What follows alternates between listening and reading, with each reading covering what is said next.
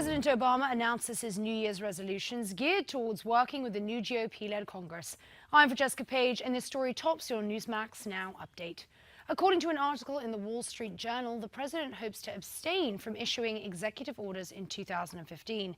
The White House says Mr. Obama is poised to work with Republicans and only intends to remain steadfast on issues like immigration, climate change, and his signature piece of legislation, Obamacare.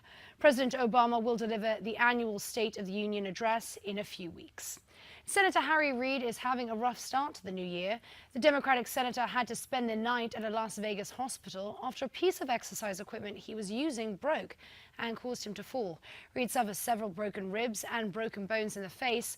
Doctors expect a full recovery, and Reid plans to be in Washington next week when the Senate reconvenes.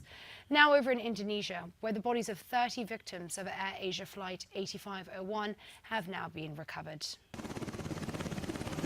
Officials say some of the bodies found in the Java Sea were still strapped into their seats. Bad weather and rough sea conditions are hindering the search for more debris. Crews discovered a piece of the fuselage, but the black boxes have not yet been recovered.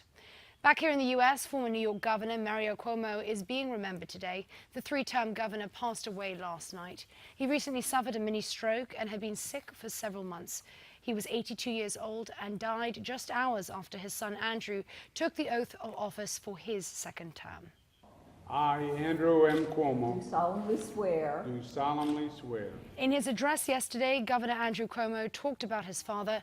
He also touched on the tensions in New York City after weeks of protests and the high-profile killings of two NYPD officers.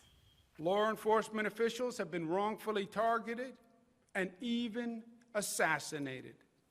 The wake for Officer Wenjie Liu is set for tomorrow. He'll be laid to rest on Sunday in Brooklyn, where he was killed. His partner, Officer Rafael Ramos, was buried last weekend.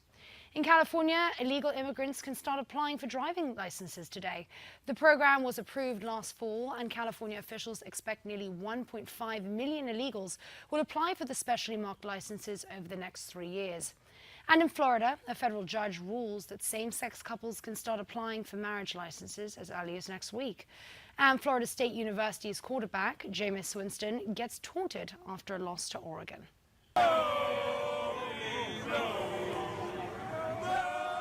Oregon players used FSU's tomahawk chop and poked fun at rape allegations against Winston. This after they beat the Seminoles in last night's Rose Bowl. Oregon's coach has since apologized. Another update's coming your way in about 30 minutes. For now, let's head back to Midpoint.